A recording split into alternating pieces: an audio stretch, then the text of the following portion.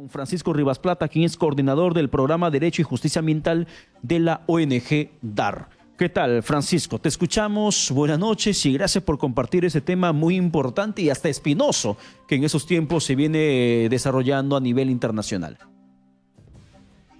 Hola Pedro, sí, muchas gracias por la invitación. Comentarte primero que el Acuerdo de Escazú no reemplaza un tratado internacional de derechos humanos, sino más bien complementa los estándares internacionales de derechos humanos que ya nuestro país ha suscrito, como bien tú has señalado, por ejemplo, el Convenio No. 69 de la OIT, suscrito por nuestro país en el año 1993 y que entró en vigencia en el año 1995, y a partir de la cual, como bien tú has señalado, se ha desarrollado bastante normativa a nivel interno, ¿no? Como por ejemplo la Ley de Consulta de 2011 o el reglamento de la Ley de Consulta del 2012.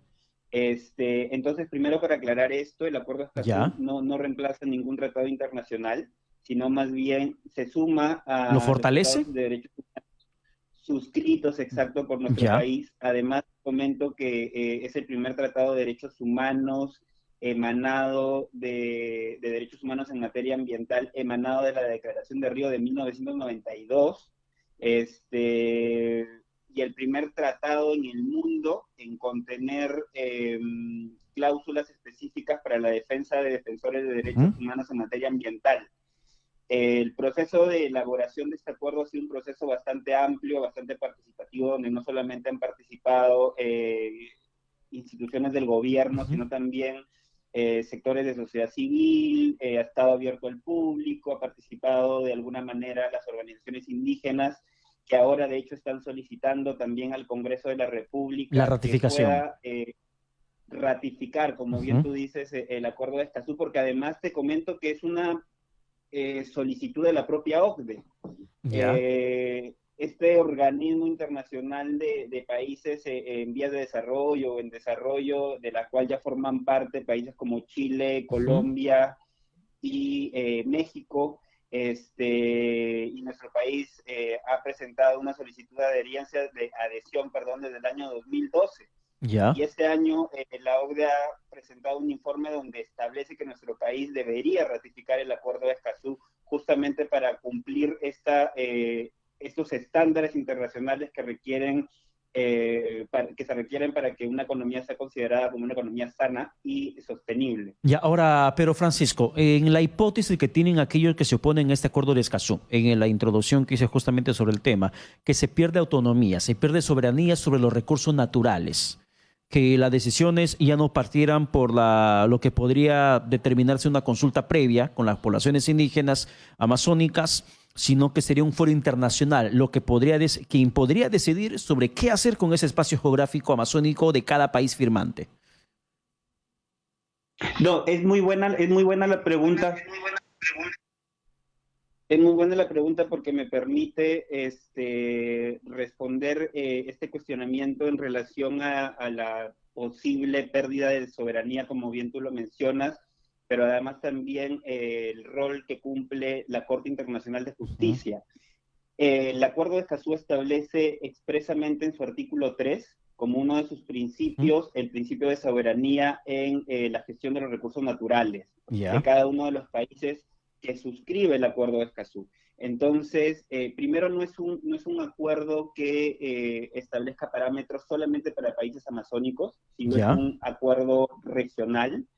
No establece ninguna de las cláusulas cesión de soberanía, y en el caso de la Corte Internacional de Justicia, lo único que establece es que si los países se ponen de acuerdo en ir a la Corte Internacional de Justicia para debatir algún tipo de discordia en relación a la interpretación de alguna de las cláusulas del acuerdo, bueno, la Corte Internacional de Justicia de La Haya va a ser el fuero decidido por estas partes, ¿no? Ojo, no se está hablando de que un privado, por ejemplo, tú o yo, o una comunidad indígena o una comunidad pueda entablar algún tipo de demanda ante la Corte Internacional de Justicia. Ese es importante conocerlo, Francisco, para conocer, para que la gente sepa, ¿bajo qué contexto se podría llegar a esta instancia judicial internacional? ¿Y quiénes pueden acceder? Mira, sí, eso es importante mencionarlo.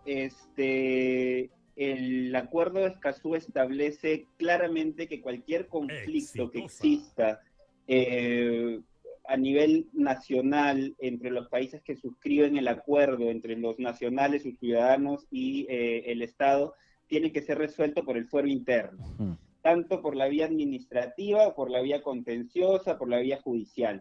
Me hablas de diferencias entre naciones, entre países, no entre empresa contra la autoridad regional o la autoridad nacional que se resiste, que se niega a dar una autorización para una concesión forestal, por ejemplo. Ya, son dos cosas diferentes. Si, por ejemplo, hay una comunidad que está en contra de algún tipo de concesión hecha por el Estado y quiere interponer algún tipo de demanda o de denuncia, se van obviamente a utilizar el fuero interno y las herramientas y la normativa nacional. Eso no va a cambiar, eso no ha cambiado, el Acuerdo de Escazú no tiene ese tipo de alcance. Lo único que establece el Acuerdo de Escazú en relación a algún tipo de conflicto interno es en relación a algún tipo de conflicto en relación a la interpretación de las cláusulas entre estados. Entre estados, es decir, si hay dos estados parte del Acuerdo de Escazú que así lo convengan expresamente y quieran ambas expresamente señalado además plantear algún tipo de duda, opinión o comentario ante la Corte Internacional de Justicia de La Haya, lo podrán hacer, pero obviamente dentro del marco del respeto de la soberanía, que es uno de los principios fundamentales del Acuerdo de Escazú. Pero ¿cuáles son los pasos previos o las condiciones que se terminan generando previamente para que dos naciones firmantes vayan al fuero internacional, a la Corte de La Haya? ¿Bajo qué condiciones tendría que darse esta especie de conflicto ambiental? Yo no lo vería necesariamente como un conflicto ambiental, como tú bien lo dices, porque eso puede confundir, ¿no? Si hay nuevamente un conflicto ambiental, eso se va a resolver en el fuero interno, en la vía administrativa, en la vía judicial. Lo que podría suceder es que en alguna cumbre donde se reúnan los diferentes estados que forman parte del acuerdo, hay algún tipo de diferencia en entender algún tipo de cláusulas y no se puedan poner de acuerdo en el alcance de alguna de las cláusulas, pueden convenir en que este debate pueda ser resuelto, este conflicto de interpretación por la Corte. A ver, Francisco, un poco para hablar buen cristiano y con manzanita para que la gente nos pueda entender mejor. No perdemos. Cuando me mencionas de las cláusulas, ¿a qué tipo de cláusulas exactamente te estás refiriendo? A las cláusulas del propio acuerdo. Por ejemplo, ¿qué tipo de cláusulas? ¿Qué es lo que contienen las cláusulas? Sí, desde, por ejemplo, el entendimiento del derecho a la transparencia y acceso a la información, de lo que implica el estándar de participación en asuntos ambientales, alguna cláusula específica, aunque son cláusulas igual generales porque es un convenio regional, no son cláusulas que impliquen mayor desarrollo normativo, porque ojo que nuestro país ha integrado dentro de la normativa interna ya muchos de estos avances que han sido incluidos dentro del Acuerdo de Escazú, porque el Acuerdo de Escazú no solamente es pensado para nuestro país, sino es básicamente pensado para países donde la situación, por ejemplo, de defensores ambientales es crítica, ¿no? De hecho, en nuestro país es bastante lamentable la situación de defensores en la Amazonía, pero hay países también como en Centroamérica, donde esta situación es completamente vergonzosa y además ha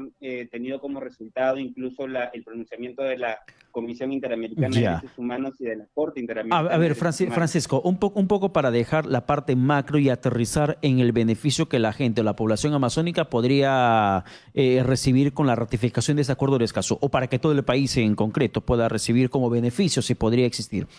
¿En qué manera, por ejemplo, beneficia la ratificación del Acuerdo de Escazú en lo que representa la desgracia generada, por ejemplo, la minería ilegal en Madre de Dios, con esa devastación en la floresta, con esa devastación en los ríos de Madre de Dios? ¿Cómo podría beneficiar un Acuerdo de Escazú? Esa es una muy buena pregunta porque además permite identificar qué acciones específicas y concretas pueden elaborarse de manera participativa con la población, con los propios Ujú. afectados, con los gobiernos regionales, porque ojo, este es un acuerdo para el fortalecimiento de la transparencia, para el fortalecimiento del acceso a la información y para el fortalecimiento de la participación en asuntos ambientales. Y por otro lado, para el fortalecimiento del acceso a la Ya, justicia. Me parece que el rol, por ejemplo, de las fiscalías especializadas en materia ambiental y el rol de las cortes de justicia, las cortes supremas, los juzgados a nivel nacional, con la ratificación del acuerdo, el rol de estas instituciones se fortalecería porque justamente uno de los estándares que ahí se incluye es el fortalecimiento del acceso a la justicia. ya. Y en el tema de la minería ilegal y de la deforestación que tú mencionas, el rol de los defensores ambientales tiene que ser obviamente fortalecido y Ya, evidenciado, ¿no? ya, a ver, para entender mejor, en el tema, por ejemplo, en el marco del Acuerdo de Escazú, ratificarlo implicaría que la sanción, las penas contra estas mafias de minería ilegal sean mucho más duras, más efectivas, de pronta aplicación. ¿Cómo combatiría la minería ilegal el Acuerdo de Escazú? Sí, a ver, las medidas, las opiniones, el debate, el resultado de las resoluciones de Ujú. los propios juzgados, al ser transparentados, permiten que la ciudadanía haga un mejor seguimiento a cómo es que se desarrollan este tipo de casos. Y en este mejor seguimiento en el marco de la transparencia y la participación ciudadana, obviamente el estándar en relación a la interpretación de casos va a subir, lo que va a Ya. hacer que la justicia mejore, ¿no? Ya, en qué sentido? ¿El juez encargado de llevar adelante la diligencia judicial o la fiscalía misma encargada de investigar los actos de crímenes contra el medio ambiente estarían obligados, según decisión del acuerdo por el Acuerdo de Escazú, a, no sé, por ejemplo, a mostrar, difundir, liberar el secretismo que existe en los folios, en los expedientes judiciales, que esos sean de fácil acceso a la población? De esa forma sería la transparencia.